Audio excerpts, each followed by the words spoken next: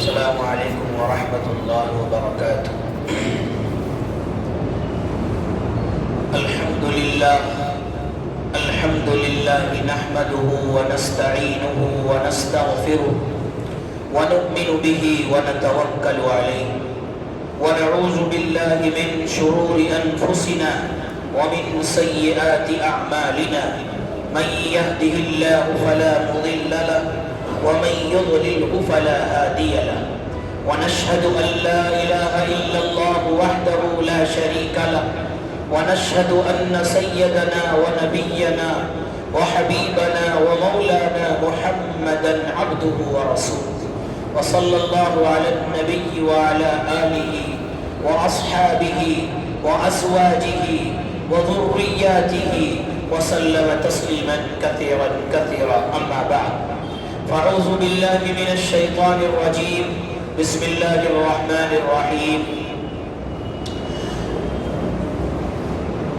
قال تبارك وتعالى في القرآن المجيد أقيموا الصلاة وآتوا الزكاة واركعوا مع الراكعين صدق الله العظيم وقال النبي صلى الله عليه وسلم الزكاة قنطر الإسلام أو كما قال عليه الصلاة والسلام۔ محترم سامعین کرام، حاضرین مجلس، اللہ رب العزت کا انتہائی احسان و کرم ہے کہ اس نے ہم سب کو اپنی عبادت کے واسطے جمع فرمایا اور رمضان المبارک کے بابرکت مہینے کا دوسرا جمعہ اللہ رب العزت نے عطا کیا ہے۔ اللہ سے دعا ہے کہ اللہ تعالی ہم سب کا یہاں پر جمع ہونا، یہاں پر بیٹھنا، سننا اور سنانا، اللہ تعالی ہم سب کو اس پر عمل کرنے کی توفیق عطا فرمائے۔ رمضان المبارک کے مہینے میں جہاں انسان روزے رکھ کر اللہ کو راضی کرتا ہے، تراویح پڑھ کر اللہ کو راضی کرتا ہے، وہیں پر عام طور پر پوری دنیا کے اندر عمومی طور پر عام طور پر اس مہینے کے اندر اللہ کو راضی کرنے کے لیے، اللہ کی خوشنودی حاصل کرنے کے لیے زکوٰۃ کا عمل پیش کیا جاتا ہے اور زکوٰۃ ادا کی جاتی ہے۔ اللہ رب العزت نے انسان کو جو مال دیا ہے یہ بہت بڑا احسان و کرم ہے اس کا۔ اس نے جو مال دیا ہے وہ مال اصل مالک اس کا اللہ ہے۔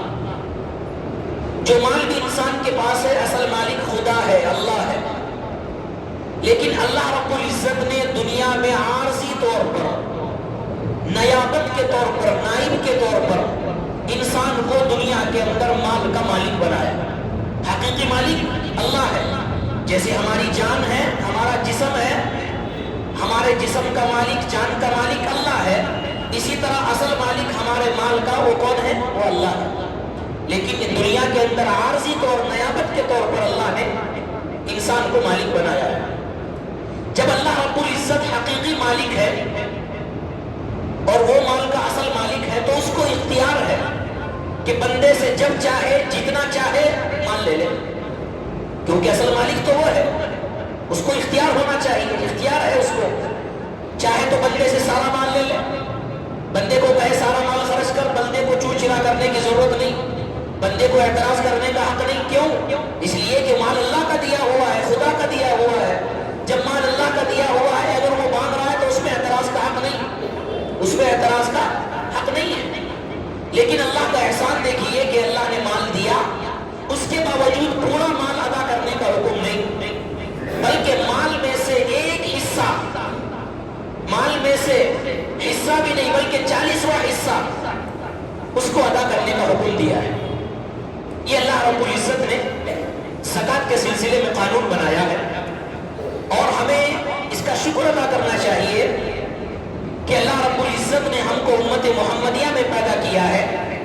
اس میں ہم سب زکوٰۃ ادا کرتے ہیں، صدقہ ادا کرتے ہیں تو دوسرے کو اس کا فائدہ پہنچتا ہے، دوسرا اس کا استعمال کرتا ہے، اس کو اپنے کھانے میں، پہننے میں، جانے میں، اپنی ضروریات میں انسان اس کو خرچ کرتا ہے۔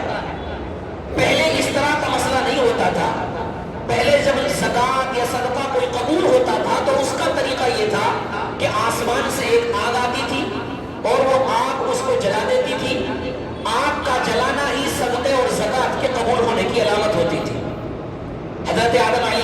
वस्सलाम के दोनों बेटे हाबिल और काबिल में जब इख्तिलाफ हुआ, वो लंबा वाक़या है, तो दोनों ने नजराना पेश किया। अल्लाह ने कहा दोनों नजराना पेश करो, कुर्बानी पेश करो। जिसकी कुर्बानी कबूल हो गई वो हक पर है, और जिसकी कुर्बानी कबूल नहीं वो हक पर नहीं। तो हाबिल और काबिल दोनों भाई थे, दोनों ने क्या किया, नजराना पेश किया। हाबिल ने जानवर पेश किया और काबिल ने गल्ला पेश किया। हाबिल का जो जानवर था ऊपर से आग आई और उस जानवर को जला दिया, और जो गल्ला काबिल का था, जिसने कत्ल किया, जो कत्ल करने वाला है बाद में, जो काबिल था उसके गल्ले को छोड़ दिया। इसका मतलब ये हुआ कि जिसको जला दिया वो कबूल हो गया, और जिसको जलाया नहीं वो कबूल नहीं। तो बताने का मकसद ये कि पहले कबूल होने की अलामत ये होती थी कि आसमान से आग आती थी, वो उसको जला देती थी, दूसरा इंसान उससे फायदा हासिल नहीं कर सकता था। लेकिन उम्मत मुहम्मदिया, अल्लाह रब्बुल इज्जत ने इनाम और बख्शा है कि अगर तुम ज़कात दे रहे हो, सदका दे रहे हो, तो ये नहीं कि वो ज़ाय होगा, बल्कि जिसको दे रहे हो, वो जरूरतमंद को दे रहे हो, वो उससे अपनी जरूरियात पूरी करेगा, उससे अपनी जरूरियात पूरी करेगा। ये अल्लाह रब्बुल इज्जत का एहसान और करम है। और इंसान माल अदा करता है, ज़कात अदा करता है, ज़कात देता है, माल की ज़कात निकालता है, तो हम ये समझते हैं कि माल की ज़कात निकालने से माल कम हो जाता है। ज़ाहिरी तौर पर वो हमें कम नजर आता है, ज़ाहिरी तौर पर कम नजर आता है, लेकिन हकीकी ये है कि माल में असल इजाफा होता है। अब इजाफे की शक्ल ये नहीं कि एक दिया तो एकदम से अगले दिन 7 आ गए, 10 आ गए, 15 आ गए, 20 आ गए, ये नहीं। इजाफे का मतलब ये कि अल्लाह ताला उस ज़कात की बदौलत तिजारत में बरकतें देता है, उस माल के अदा करने की बदौलत अल्लाह कारोबार में तरक्की देता है, उस ज़कात के अदा करने की वजह से अल्लाह रब्बुल इज्जत मुसीबतों को दूर करता है, उस ज़कात के अदा करने की बदौलत अल्लाह परेशानियों को दूर करता है, उस ज़कात को अदा करने की बरकत से अल्लाह रिज़्क़ के अंदर बढ़ोतरी देता है। ये है असल इजाफा, और इसकी मुशाहदात है, सही रिवायत है बुखारी मुस्लिम के अंदर। एक आदमी जंगल के अंदर जा रहा था, उसने एक आवाज सुनी कि एक बादल फला जगह पर चला जाए, एक हिस्सा बादल का एक हिस्सा फला जगह पर चला जाए। चुनांचे वो शख्स के कानों में जब आवाज पड़ी तो वो बादल को देखता हुआ जा रहा है और बादल के साथ जा रहा है कि आखिर ये बादल जा कहाँ रहा है। बादल का थोड़ा सा टुकड़ा हटा और जा रहा है, वो शख्स उसके पीछे पीछे साथ साथ जा रहा है।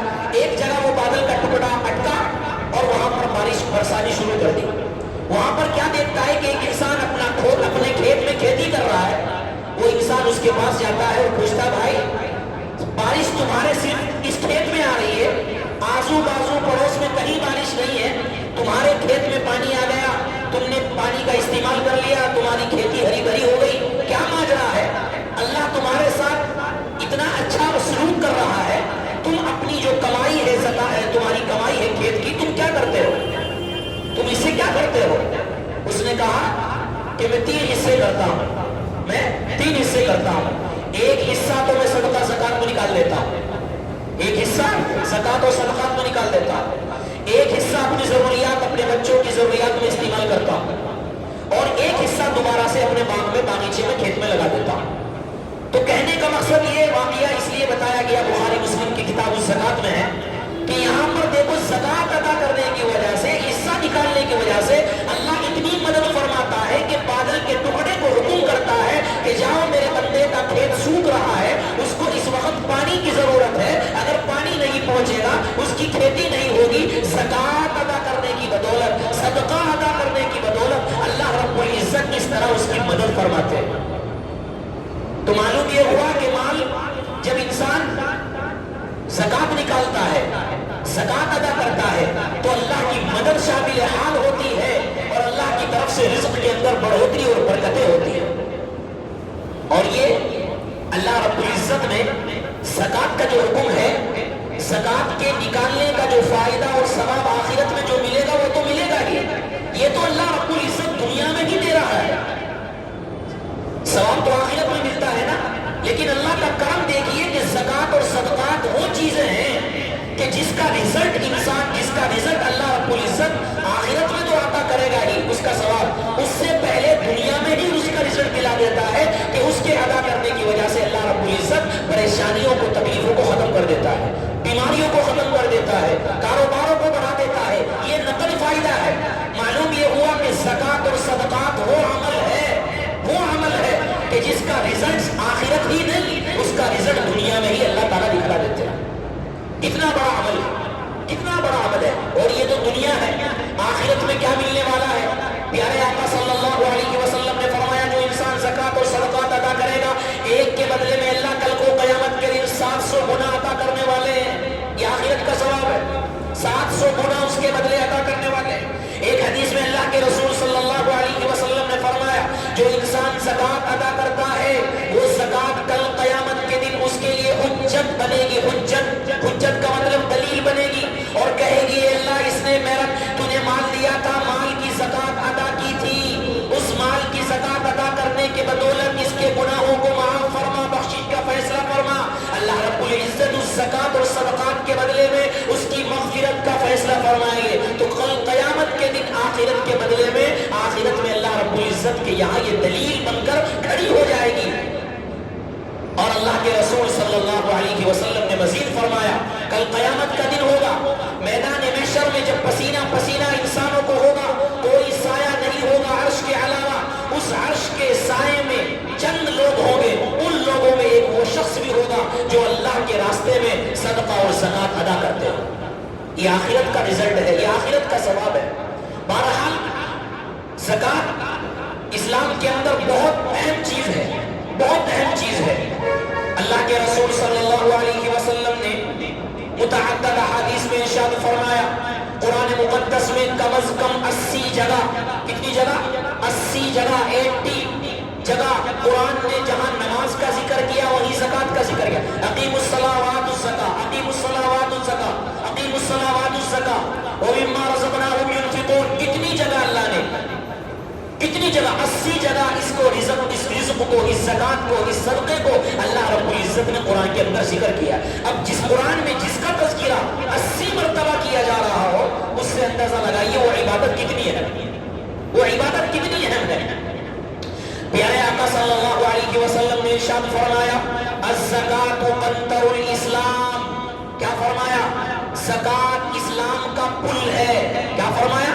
زکوٰۃ انسان کا، اسلام کا پل ہے. جب انسان ایک دوسری جگہ جاتا ہے اور بیچ میں کوئی سمندر ہوتا ہے، سمندر کے اوپر یا نہر کے اوپر پل بنایا جاتا ہے کہ اگر آپ کو ادھر گزرنا ہے، ادھر جانا ہے تو اس کا واحد راستہ ہے کہ آپ کو اس پل سے گزرنا ہے، اس برج سے گزرنا ہے. اس برج پہ جاؤ گے تو ادھر جاؤ گے، اس برج کے بغیر اگر نیچے کو جاؤ گے تو ڈوب جاؤ گے. اللہ کے رسول صلی اللہ علیہ وسلم نے فرمایا کہ اسلام کا پل، اسلام کا برج، اسلام کا جو برج ہے وہ کیا ہے؟ وہ زکوٰۃ ہے. کیا مطلب برج کا؟ برج کا مطلب یہ ہے اگر تمہیں مغفرت کرانی ہے، اگر تمہیں بخشش کرانی ہے، تمہیں اللہ کا تقرب کرانا ہے، تمہیں اللہ کا محبوب بننا ہے، تمہیں اپنی معافی کا فیصلہ کرانا ہے، تمہیں جنت میں جانے کا ٹکٹ لینا ہے، تو برج کون سا ہے؟ وہ برج ہے زکوٰۃ کا، وہ پل ہے زکوٰۃ کا. اس پل پہ گزرنا ہوگا. پل گزرنے کا مطلب کیا ہے کہ زکوٰۃ ادا کرنی ہوگی. تم زکوٰۃ ادا کرو گے، تم صدقہ ادا کرو گے، تمہارے لیے جنت کا اعلان ہو جائے گا. تم زکوٰۃ ادا کرو گے، قیامت کے دن عرش کا سایہ نصیب کیا جائے گا. تم زکوٰۃ ادا کرو گے، تمہارے لیے جنت کے اندر الگ سے اسپیشل دروازہ جس کو احادیث میں باب الصدقہ دیا گیا، باب الصدقہ، باب الصدقہ دروازہ ہے، صدقے کا دروازہ، اس میں سے داخل کیا جائے گا. تم زکوٰۃ ادا کرو گے، اللہ رب العزت تمہیں جنت کے اندر بہترین مقام عطا کرنے والے ہیں. تو گویا کے پیارے آقا صلی اللہ علیہ وسلم نے فرما دیا تمہیں اگر پار ہونا ہے، جنت میں جانا ہے، اللہ کا محبوب بننا ہے، اس پار جانا ہے، تو جس طرح تم پار ہونے کے لیے پل کا استعمال کرتے ہو، برج کا استعمال کرتے ہو، تمہارے لیے ضروری ہے زکوٰۃ کا استعمال کرنا. ایک اتنی اہم چیز ہے زکوٰۃ جس کے بارے میں رسول اکرم صلی اللہ علیہ وسلم نے متعدد احادیث میں ارشاد فرمایا. قرآن مقدس میں اللہ فرما رہے ہیں خذ من اموالہم صدقۃ تطہرہم. اے لوگوں اپنے مالوں میں سے زکوٰۃ اور صدقات نکالو.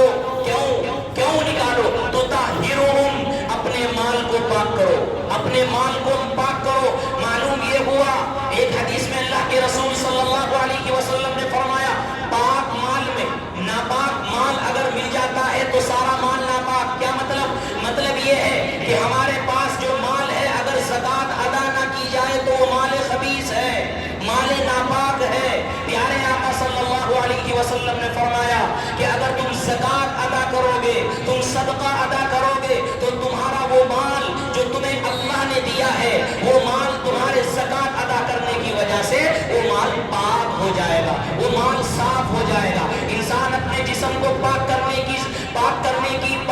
کے لیے کوششیں کرتا ہے، اپنا کپڑا پاک کرنے کے لیے کوششیں کرتا ہے، اپنا مکان پاک کرنے کے لیے کوششیں کرتا ہے۔ میرا خدا فرما رہا ہے اے لوگو تم ساری چیز پاک کر رہے ہو، جسم کو پاک کر رہے ہو، گھروں کو پاک کر رہے ہو، کپڑوں کو پاک کر رہے ہو، لیکن مال کو پاک نہیں کر رہے۔ مال کو پاک کرنے کا ذریعہ کیا ہے؟ تم زکوٰۃ نکالو، تم صدقہ نکالو، تم زکوٰۃ نکالو گے، تم صدقہ نکالو گے، تمہارا مال پاک بھی ہو جائے گا، تمہارا مال محفوظ بھی ہو جائے گا۔ پیارے آقا صلی اللہ علیہ وسلم نے ارشاد فرمایا جب انسان زکوٰۃ ادا کرتا ہے تو اس مال کے شر سے محفوظ ہو جاتا ہے، وہ مال بھی محفوظ ہو جاتا ہے اور اس مال کا شر سے بھی انسان محفوظ ہو جاتا ہے۔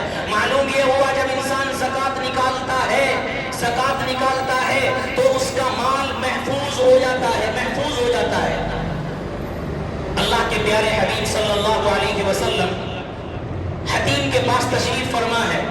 حضرت عبادہ ابن ثابت رضی اللہ تعالی عنہ تشریف لائے، کہا یا رسول اللہ فلاں آدمی کا مال سمندر کے کنارے پر رکھا ہوا تھا، فلاں آدمی کا مال سمندر کے کنارے پر رکھا ہوا تھا، لیکن اچانک کیا ہوا کہ سمندر کی موجیں آئی، مال کو اڑا کر لے گئی، بہا کر لے گئی، مال ضائع ہو گیا۔ پیارے آقا نے کیا فرمایا؟ پیارے آقا صلی اللہ علیہ وسلم نے فرمایا جو مال ضائع ہوتا ہے، چاہے وہ قدرتی آفات سے ہو، چاہے وہ چوری اور ڈکیتی سے ہو، جو مال ضائع ہوتا ہے، خراب ہوتا ہے، چوری ہوتا ہے، وہ صرف اور صرف زکوٰۃ نہ ادا کرنے کی وجہ سے ہوتا ہے۔ کیا فرمایا؟ زکوٰۃ ادا نہ کرنے کی وجہ سے ہوتا ہے۔ معلوم یہ ہوا کہ زکوٰۃ کا ادا کرنا انسان کو بھی بچاتا ہے، انسان کے مال کو بھی بچاتا ہے۔ مالوں کی حفاظت اللہ کے پیارے آقا صلی اللہ علیہ وسلم نے فرمایا اپنے مالوں کی حفاظت کرو زکوٰۃ کے ذریعے، مالوں کی حفاظت کرو زکوٰۃ کے ذریعے۔ تم صحیح طور پر زکوٰۃ ادا کرو گے انشاءاللہ تمہارا مال محفوظ رہے گا، تمہارا مال محفوظ رہے گا، لیکن شرط یہ ہے کہ تم زکوٰۃ ادا کرو۔ اتنی زیادہ فضیلت پیارے آقا صلی اللہ علیہ وسلم نے فرمائی۔ ایک حدیث میں فرمایا پیارے آقا صلی اللہ علیہ وسلم نے کیا کہ اسلام بغیر زکوٰۃ کے مکمل ہو ہی نہیں سکتا ہے۔ کیا مطلب؟ انسان اگر جب تک زکوٰۃ ادا نہ کرے وہ اسلام پر مکمل عمل کرنے والا بن ہی نہیں سکتا ہے۔ اسلام پر اگر مکمل عمل کرنا ہے، جہاں اور چیزیں ہیں وہاں سب سے اہم چیز ہے زکوٰۃ۔ جب تک انسان زکوٰۃ کو ادا نہیں کرے گا وہ اسلام کو مکمل طور پر فالو کرنے والا نہیں ہے۔ معلوم یہ ہوا کہ زکوٰۃ اتنی اہم چیز ہے کہ اس کے بغیر انسان اسلام پر مکمل طور پر عمل کرنے والا نہیں۔ اللہ کے پیارے حبیب صلی اللہ علیہ وسلم نے ارشاد فرمایا زکوٰۃ ادا نہ کرنے والوں کے لیے آپ نے فرمایا جو انسان زکوٰۃ نہ ادا کرے کل قیامت کا دن ہوگا، جو سونا اور چاندی اس کے پاس ہوگے ان سونے اور چاندی کے پترے بنائے جائیں گے، پترے بولے تو ٹکڑے بنائے جائیں گے، ان ٹکڑوں کو آگ میں تپایا جائے گا، ان ٹکڑوں کو آگ میں تپا کر اس کی پیشانی، اس کے پہلو، اس کی کمر کو داغا جائے گا اور کہا جائے گا یہ ہے وہ تیرا مال، یہ ہے وہ سونا چاندی اور زیور کہ جو تو اپنے گھروں میں اپنی تجوریوں میں دنیا میں ان کو سنبھال کر رکھتا تھا، لیکن ایک سال میں 2.5% تجھے حکم تھا کہ تو زکوٰۃ نکال، تو زکوٰۃ نہیں نکالتا تھا۔ آج یہ سونے اور چاندی کے ذریعے ہی، آج اس زیور کے ذریعے ہی تجھے آج تیری کمر کو، تیری پیشانی کو، تیرے پہلو کو، تیرے جسموں کو داغا جا رہا ہے۔ کل قیامت کے دن پیارے آقا صلی اللہ علیہ وسلم نے ارشاد فرمایا کہ قیامت کے دن داغ دار کیا جائے گا اس سونے اور چاندی سے، اس کے ٹکڑے بنا کر اس کے جسم کو جلایا جائے گا۔ اور کون سے دن قیامت کے دن، کون سا قیامت کا دن جس کے بارے میں احادیث سنایا 50,000 سال کے برابر جو دن ہوگا اس دن داغا جائے گا۔ اللہ رب العزت ہم سب کی حفاظت فرمائے۔ اور مزید کیا فرمایا پیارے آقا صلی اللہ علیہ وسلم نے؟ فرمایا زکات ادا نہ کرنے والا، زکات ادا نہ کرنے والا، اس کے لیے کیا حکم ہے، اس کے لیے کیا وعیدیں ہیں؟ فرمایا پیارے آقا صلی اللہ علیہ وسلم نے کہ اس کے گلے میں توق بنا کر 2 سانپ ڈالے جائیں گے۔ اور سانپ کیسے ہوگے؟ پیارے آقا نے فرمایا شجعان، کہ وہ سانپ ایسے ہوگے جو بہت زیادہ زہریلے ہوگے۔ ان زہر اتنا زیادہ زہر ہوگا کہ زہر کی وجہ سے سانپ کے اوپر جو بال ہوتے ہیں وہ بال بھی ختم ہو جائے گے۔ زہر کی وجہ سے، اس کے اثر کی وجہ سے سانپ کے اوپر جو بال ہوتے ہیں وہ بال بھی صاف ہو جائے گے، یعنی گنجا سانپ ہوگا۔ اور پیارے آقا نے فرمایا اس کی آنکھوں کے اندر 2 نقطے ہوگے، جو اس بات کی علامت ہوتی ہے کہ جس کے اندر سیاہی نقطے ہوتے ہیں آنکھوں میں، وہ سب سے زیادہ زہریلا ہوتا ہے، وہ سب سے زیادہ زہریلا ہوتا ہے۔ ایسے سانپوں کو توق بنا کر گلے میں ڈالا جائے گا، اور گلے میں ڈال کر کہے گا وہ انسان کہ تو کیوں آیا، تو کون ہے؟ تو وہ اللہ رب العزت اس کو حکم کرے گے، اور وہ زبان حال سے کہے گا میں تیرا مال ہوں، میں تیرا سونا ہوں، میں تیری چاندی ہوں، میں تیرے زیور ہوں، میں تیرا پیسہ ہوں، میں تیرا روپیہ ہوں، میں تیری مال و دولت ہوں۔ تو نے مجھے سنبھال کر رکھا، اپنی ضروریات میں استعمال کیا، لیکن 1 سال میں 1 مرتبہ تجھے ادا کرنے کا حکم فرض کر دیا گیا تھا، واجب قرار دیا گیا تھا، فرض قرار دیا گیا تھا، تو نے اس کو ادا نہ کیا۔ آج تجھ پر عذاب بن کر میں مسلط ہو رہا ہوں۔ پیارے آقا صلی اللہ علیہ وسلم نے فرمایا 2 سانپوں کو اس پر مسلط کیا جائے گا، وہ سانپ اس کو ڈسیں گے اور ماریں گے اور ڈستے رہیں گے، اور اس زہر کا اثر وہ پیتا رہے گا۔ اس کو کتنی تکلیف ہو سکتی ہے وہ ہم نہیں جان سکتے، اللہ رب العزت ہی جانتا ہے۔ اللہ رب العزت ہم سب کی حفاظت فرمائے۔ ایسی سخت وعیدیں ہیں، لہٰذا ہم سب کو چاہیے کہ اپنے مال کو پاک کریں، اپنے مال کو محفوظ کریں۔ لہٰذا زکوٰۃ کا وقت ہے اور زکوٰۃ کے ایام شروع ہو گئے۔ رمضان المبارک کے اندر عام طور پر انسان زکوٰۃ نکالتا ہے، اس لیے ہمیں چاہیے ہم اپنے مالوں کی زکوٰۃ ادا کریں، اپنے مالوں کو پاک کریں، اپنے مالوں کو صاف کریں۔ زکوٰۃ کے تعلق سے بیان تو بہت لمبا ہے، لیکن چونکہ وقت کی تقاضا ہے اس لیے کچھ مسائل بھی ضروری ہے۔ سب سے پہلے ہمیں یاد رکھنا ہے کہ انسان کے پاس سونا ہے تو بھی زکوٰۃ ہے، انسان کے پاس چاندی ہے تو بھی زکوٰۃ ہے، انسان کے پاس پیسہ اور روپیہ ہے نقد، وہ بھی اس کی بھی زکوٰۃ ہے، انسان کے پاس تجارت کے لیے مال رکھا ہوا ہے اس پر بھی زکوٰۃ ہے۔ ایک بات۔ دوسری بات، کتنے پر زکوٰۃ ہے، کتنے سونے پر ہے، کتنی چاندی پر ہے؟ یاد رکھیں علماء نے جو متفقہ فیصلہ کیا ہے، آپ اس کو تولے سے ہٹا دو یا سورن کو ہٹا دو، گرام کے اعتبار سے لو 87 گرام، 87 گرام، کتنا؟ 87 گرام، 87 گرام سونا اگر کسی کے پاس ہے، صرف سونا ہے، ابھی صرف سونے کی بات ہو رہی ہے اور کسی کی بات نہیں ہو رہی، چاندی نہیں ہے، مال نہیں ہے، کچھ نہیں ہے، صرف سونے کی بات ہو رہی ہے۔ اگر 87 گرام سونا ہے، صرف سونا، اس کے علاوہ کچھ نہیں ہے، تو اس پر زکوٰۃ واجب۔ ٹھیک۔ نمبر 2، چاندی کی مقدار عام طور پر 52.5 تولہ بولی جاتی ہے، جو گرام کے اعتبار سے بنتی ہے 612 گرام۔ کتنی؟ 612 گرام۔ 612 گرام اگر چاندی ہے، سونا ہٹا دو، سونے کی مقدار آپ کو بتا دی، چاندی صرف نمبر 2 چاندی ہے 612 گرام، 612 گرام اگر چاندی ہے صرف اور کچھ نہیں ہے تو اس پر بھی زکوٰۃ واجب۔ آج کے دور میں 612 گرام چاندی کی قیمت تقریباً 1.5 لاکھ کے قریب پہنچ رہی ہے، 1.5 لاکھ کے آس پاس ہے، اوپر نیچے چونکہ ہوتا رہتا ہے، لیکن تقریباً ہمارے یہاں میں نے کل پوچھا تھا تو ہمارے یہاں تو آج کا جو ریٹ ہے وہ 1,35,000 ہے، 1,35,000 یو پی میں، یہاں تقریباً 1.5 لاکھ کے آس پاس ہوگا۔ تو آج کے دور میں اگر کسی کے پاس 1.5 لاکھ روپے ہیں، ضرورت سے زائد سال گزر گیا ہے، اس پر سال گزرنا بھی شرط ہے نا، سال گزر گیا ہے نصاب پر، تو ان 1.5 لاکھ اگر کسی کے پاس ہے تو اس پر زکوٰۃ واجب۔ ٹھیک، یہ تو آپ کو پیسوں کے اعتبار سے بتا دیا۔ اب سنو تیسرا مسئلہ، کسی کے پاس سونا 87 گرام سونا نہیں اور 612 گرام چاندی نہیں، چاندی بھی 612 گرام سے کم ہے اور اور سونا بھی 87 گرام سے کم ہے، تو اب کیا حکم ہے؟ سمجھ گئے نہیں؟ نصاب تو 87 گرام ہے سونے کا، اور چاندی کا نصاب 612 گرام ہے، لیکن ایک آدمی کے پاس 87 سے سونا کم ہے جو نصاب سے کم ہے، اور چاندی کا جو نصاب ہے 612 گرام اس سے بھی کم ہے۔ سمجھ گئے؟ مثال کے طور پر کسی کے پاس جو ہے 50 گرام سونا ہے، ایک مثال لے لو، 50 گرام سونا ہے جو نصاب نہیں ہے، سونے کا بھی نصاب نہیں، ایک کے پاس اور چاندی کتنی ہے؟ چاندی مثال کے طور پر 500 گرام ہے، 612 گرام نہیں ہے، تو چاندی بھی پوری نہیں اس نصاب کے اعتبار سے، سونا بھی پورا نہیں نصاب کے اعتبار سے، تو اب کیا حکم ہے؟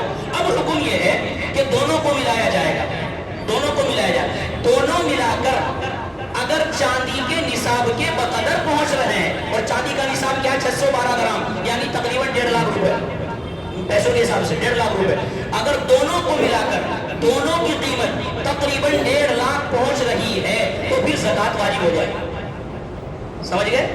دونوں کو ملا کر سونے کو بھی ملا دو جو نصاب سے کم ہے، چاندی کو بھی ملا دو جو نصاب سے کم ہے، دونوں کو ملا کر اگر قیمت ہو رہی ہے کتنی؟ چاندی کے نصاب کی، چاندی کا نصاب 1.5 لاکھ مثال، تو 1.5 لاکھ تک اگر پہنچ رہی ہے تو کیا ہوگا؟ اس پر زکوٰۃ کیا ہے؟ واجب ہو جائے گی۔ سمجھ میں آیا؟ سمجھ میں آیا؟ نہیں آیا؟ بھائی چاندی بھی کم ہے، سونا بھی کم ہے، تو کیا زکوٰۃ نہیں ہوگی نا؟ یہ سوچ رہے ہیں زکوٰۃ کیسے ہوگی؟ نصاب تو نہیں ہے، چاندی کا نصاب 612 ہے، اس کا 87 ہے، اب نہیں ہے تو کیا کرے گا؟ دونوں کو ملایا جائے گا، ملا کر قیمت ہوگی۔ اب ملا کر تو قیمت 50 گرام کسی کے پاس سونا ہے، 500 گرام چاندی ہے، تو قیمت تو 5 لاکھ ہو رہی ہے، اب اس پر زکوٰۃ ہے، اس پر زکوٰۃ ہے، کیونکہ زکوٰۃ کے نصاب کے لیے چاندی کا نصاب ہے 1.5 لاکھ روپے، لہٰذا وہ 1.5 لاکھ پہنچ رہا ہے تو اس پر زکوٰۃ واجب ہوگی۔ سمجھ میں آیا؟ اسی طرح تیسرا مسئلہ یاد رکھیں کہ اگر روپے ہیں، زیور ہے، مثال کے طور پر سونا ہے یا چاندی ہے، اس کے ساتھ پیسہ بھی ہے، تو سب کو ملایا جائے گا، یہ نہیں کہ بس سونے اور چاندی کو ملا کر ادا کر دو، نہیں، جو نقد ہمارے پاس مال رکھا ہوا ہے، لاکھ 2 لاکھ 4 لاکھ جتنا بھی رکھا ہوا ہے، اس کو بھی اس کے ساتھ ملایا جائے گا، یعنی جتنا مال ہمارے پاس ہے سب کو جوڑا جائے گا، یہ نہیں کہ بس سونے اور چاندی کی جو قیمت ہے اس سے ادا کر دو اور جو نقد رکھا ہوا ہے اس کی ادا، ایسا نہیں ہے، نقد کو بھی ملایا جائے گا، سونے کو بھی ملایا جائے گا، چاندی کو بھی ملایا جائے گا، مال تجارت جو تجارت کی نیت سے مال رکھا ہوا ہے اس کو بھی ملایا جائے گا، ملا کر پھر حساب لگایا جائے گا، اگر حساب ہو رہا ہے 1.5 لاکھ سے اوپر بیٹھ رہا ہے اور عام طور پر بیٹھ ہی جاتا ہے تو پھر کیا ہے؟ زکوٰۃ کیا ہے؟ واجب ہو جائے گی۔ اسی طرح یاد رکھیں جو پلاٹ سائڈ وغیرہ خریدتے ہیں، سائڈ دو نیت سے خریدی جاتی ہے، یا تو خریدی جاتی ہے اپنے بیٹوں کے لیے مکان بنانا ہے، اپنے بیٹوں کو دینی ہے، ان کو ہبہ کرنی ہے، ایک فلاں بیٹے کو ایک فلاں بیٹے کو، یا مکان بنانا ہے، تو اگر مکان بنانے کی نیت سے سائڈ لی جا رہی ہے، بیٹوں کو دینے کی نیت سے کہ بھائی ان کا حق ہے، ان کو دے رہے ہیں، چلو اس بیچنے کی نیت نہیں ہے، ان کو دینا ہے، تو اس پر تو سائڈ پر زکوٰۃ نہیں، اس پر تو زکوٰۃ نہیں۔ ہاں جو سائڈ اس نیت سے خریدی گئی کہ نفع ملے گا تو بیچوں گا، یعنی جب نفع مل جائے گا مجھے میں بیچ دوں گا، اس کو نفع کی غرض سے خریدی ہے کہ آج 5 لاکھ کی ہے، 10 لاکھ کی انشاءاللہ اس کو بیچ دوں گا، تو اگر تجارت کی نیت سے پلاٹ خریدا ہے، سائڈ خریدی ہے، تو اس سائڈ پر بھی زکوٰۃ واجب ہوگی، جتنے کی وہ سائڈ ہے، چاہے وہ کتنے کی ہو۔ سمجھئے؟ تیسرا مسئلہ یاد رکھیں، اگر ہمارا کوئی مکان ہے، ایک تو ہم رہتے ہیں، ایک ہم نے کرائے پر چھوڑا ہوا ہے، اور اس مکان کی قیمت تو ظاہر بات 50 لاکھ ہے، لیکن ہمیں وہ کرائے پر چھوڑا ہوا ہے، تو جو زکوٰۃ واجب ہوگی وہ اس مکان پر واجب نہیں ہوگی، اس مکان سے جو کرایہ آ رہا ہے، اس مکان سے جو کرایہ آ رہا ہے، اس کرایہ کو اپنے مال میں جوڑ کر زکوٰۃ واجب ہوگی۔ اس مکان جو مکان ہے، چاہے وہ 50 لاکھ کا ہے، کروڑ کا ہے، اس پر زکوٰۃ واجب نہیں ہوگی، اس سے جو ہمیں مل رہا ہے، جو ہمیں حاصل ہو رہا ہے، اس کو اپنے مال میں ملا کر زکوٰۃ ادا کرنی ہوگی۔ سمجھ میں آیا؟ ایک بات۔ اسی طرح ایک بات یاد رکھیں کہ گھر کے جو ضروریات ہیں ان پر زکوٰۃ واجب نہیں، مثال کے طور پر گاڑی ہے، موبائل ہے، کپڑے ہیں، واشنگ مشین ہے، یہ بہت ساری چیزیں ضروریات کی ہیں، ان ضروریات کی چیزوں پر جو ہے وہ زکوٰۃ جو ہے وہ واجب نہیں ہے۔ تیسرا مسئلہ یاد رکھیں، یہ کل پچھلے سال کی شاید پوچھا گیا تھا، بعض مرتبہ چیز گروی رکھی جاتی ہے، سونا چاندی گروی رکھی جاتا ہے، تو کیا گروی رکھی ہوئی چیز پر واجب ہے یا نہیں؟ تو یاد رکھیں گروی رکھے ہوئے سونے یا چاندی پر زکوٰۃ واجب نہیں، گروی رکھے ہوئے سونے چاندی پر زکوٰۃ واجب نہیں۔ کیوں نہیں ہے؟ وجہ کیا ہے اس کی بھی یاد رکھیں، وجہ اس کی یہ ہے کہ زکات کے واجب ہونے کے لیے اس مال کا مالک ہونا ضروری ہے. زکات کے واجب ہونے کے لیے جب ادا کر رہا ہے اس مال کے پر ملکیت حاصل ہونا ضروری ہے. اب چونکہ وہ ہماری ملکیت سے نکلا ہوا ہے, وہ رکھا ہوا ہے مرتہین کے پاس, وہ رکھا ہوا ہے, وہ ہماری ملکیت سے نکلا ہوا ہے, اس لیے گروی رکھے ہوئے زیور پر یا گروی رکھے ہوئے سونے چاندی پر ان پر زکات واجب نہیں.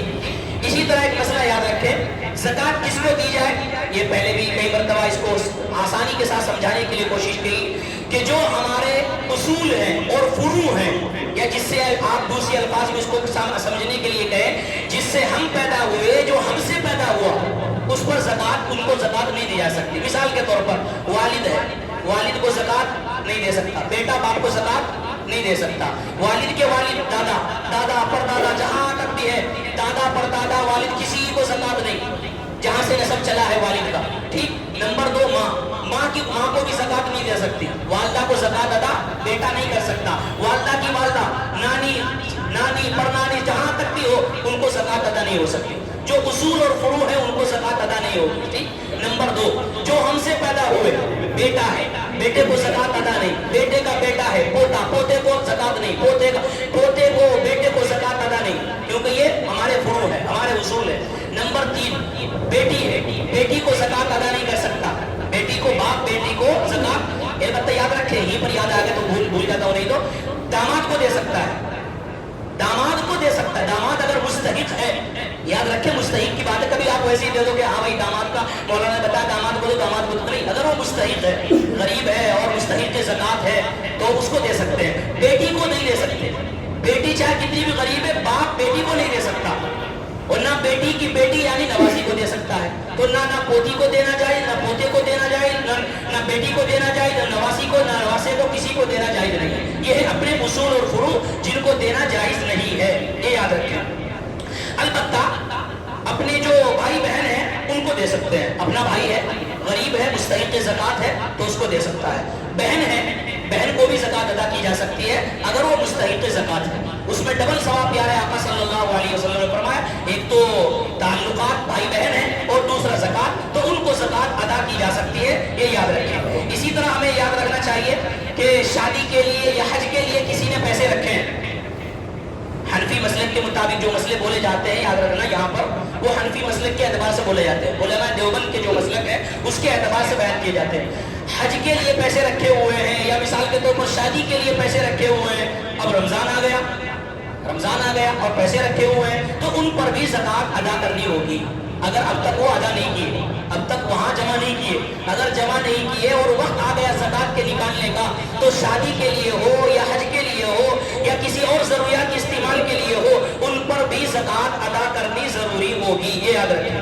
اسی طرح یاد رکھیں زکات کی رقم سے ضروری نہیں کہ پیسے ہی دے انسان. زکات کی رقم سے کوئی انسان کپڑا دینا چاہے, کوئی انسان کتابیں دینا چاہے, کوئی انسان سامان دینا چاہے, کوئی بھی ہے, ضروریات شامل ہے, کوئی بھی انسان کوئی چیز زکات کی نیت سے, کپڑا یا کہنا چاہیے کوئی بھی چیز ہے, اس کو ادا کر دے تو اس کی زکات ادا ہو جائے. سمجھ گئے؟ اس کی زکات یہ نہیں کہ بھائی پیسے ہی دو گے تو زکات ہوگی, نہیں. اگر زکات کے پیسوں سے کپڑے یا دوسری چیزیں, کپڑے یا کہہ لیجیے راشن ہے یا اور کیا کیا چیزیں ملتی جو ہے, بہرحال ان کو ادا کرے گا تو اس سے زکات کیا ہے, ادا ہو جائے گی. اسی طرح ایک یاد رکھیں, بیوی شوہر کو اور شوہر بیوی کو زکات ادا نہیں کر سکتا. سمجھ گئے؟ بیوی شوہر کو اور شوہر بیوی کو زکات ادا نہیں کرے گا. اس کے لیے یہ بھی یاد رکھیں. ایک مسئلہ اور یاد رکھیں, مقروض ہے کوئی انسان, مقروض ہے اور اس پر قرضہ اتنا ہو گیا ہے کہ اگر قرضہ ہٹا لیا جائے تو وہ بالکل غریب اور فقیر. مثال کے طور پر ایک آدمی کے پاس 10 لاکھ روپے ہیں, اس کے پاس فی الحال رمضان مبارک کا مہینہ ہے, 10 لاکھ روپے اس کے پاس ہے, چاہے وہ سونے کی شکل میں ہو, کسی بھی شکل میں, لیکن قرضہ 15 لاکھ کا ہو گیا, اس کے اوپر قرضہ ہے 12 لاکھ کا, 15 لاکھ کا. اب اگر 12 لاکھ ادا کیے جائے یا 10 لاکھ ہی قرضہ مان لیا جائے, 10 لاکھ ادا کیا جائے تو اس کے پاس تو کچھ نہیں بچتا. تو ایسے شخص کو بھی قرضہ ادا کرنے کے لیے, بشرطے کہ وہ قرضہ ادا کرنے کی نیت رکھتا ہو, اگر قرضہ ادا کرنے کی نیت میں پھر نہیں دینا, اس کو اگر دے رہے ہیں تو اس لیے اس سے دیا جائے کہ تیرے اوپر جو قرضہ ہے اس قرضے کی ادائیگی کے لیے تجھے دے رہا ہوں، تو ایسے شخص کو بھی زکات ادا کرنا کیا ہے؟ جائز ہے۔ سمجھ گئے؟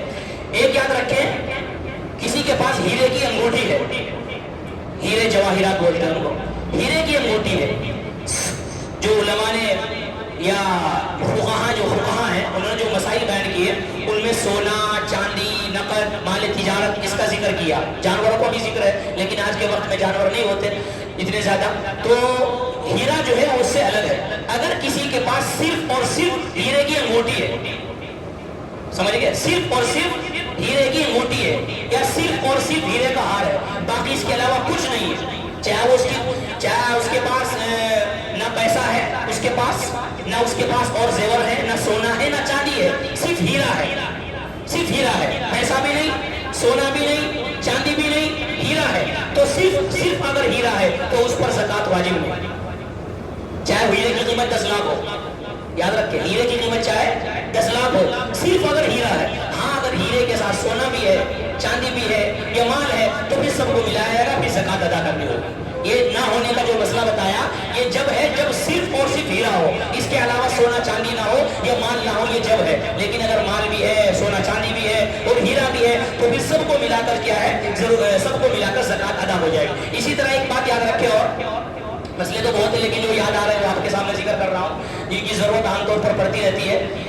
جب انسان زکات ادا کر رہا ہے، ظاہر بات ہے زکات کے مستحقین غربا، فرقا اور مدارس دینیہ یہ سب ہیں، ان کا سب کو معلوم ہے۔ یہاں پر ہمیں یاد رکھنی چاہیے جب ہم زکات ادا کر رہے ہیں تو زکات کی نیت ہمیں کرنی چاہیے، زبان سے ادا کرنا کوئی ضروری نہیں، یا زبان سے کہہ کر دینا کوئی ضروری نہیں ہے، بلکہ کہہ کر دینی بھی نہیں چاہیے، اس میں انسان کے اندر ریا بھی آ جاتی ہے، انسان کے اندر بعض مرتبہ اس کے اندر شہرت آ جاتی ہے۔ انسان نیت کرے جو دے رہا ہے میری نیت زکات کی ہے، اگر زکات کی نیت نہیں کی، مثال کے طور پر، اور آپ نے کسی غریب کو دے دیا، مثال کے اوپر 10,000 روپے دے دیے، زکات کی نیت کچھ نہیں کی، اب اس فقیر نے یا غریب نے یا کسی آدمی نے وہ استعمال کر لیے، بعد میں اس کو یاد آیا ہے تیرے اوپر زکات بھی تو واجب تھی نا، ایک مثال سمجھو، بعد میں یاد آیا کہ زکات بھی تو واجب تھی نا، چلو وہ میں نے فلاں کو 10,000 دیے، اس میں زکات کی نیت کرتا ہوں، اب زکات ادا نہیں ہوگی، جس وقت آپ دے رہے ہیں اسی وقت زکات کی نیت کا ہونا ضروری ہے۔ بعد میں اگر نیت کر رہے کہ چلو، جیسا ہمارے یہاں بولا جاتا ہے نا، اگر کسی کا مال گم ہو جائے یا چوری ہو جائے تو کیا، چلو ہم نے صدقے کی نیت کر لی، چلو زکات کی نیت کر لی، مری بھیڑ کھاجا کے نام، ہمارے یہاں بولا جاتا ہے اس کو، مری بھیڑ کھاجا کے نام، کہ چلا گیا بس اللہ کے راستے میں، نیت تو تھی نہیں، وہ چلا گیا مجبوری میں، چلو اس کے اللہ کے لیے وقت کر دو، اللہ کو اتنا کمزور ہم نے سمجھ لیا ہے، نعوذ باللہ من ذالک۔ تو ہم مسئلہ بتانا یہ ہے کہ جب ہم دے رہے ہیں اسی وقت نیت کرنا ضروری ہے، بعد کی نیت کا اعتبار نہیں ہوگا، بعد میں آپ کتنی بھی نیت کرتے رہو اس سے زکات آپ کی ادا نہیں ہوگی۔ اللہ تعالیٰ عمل کرنے کی توفیق عطا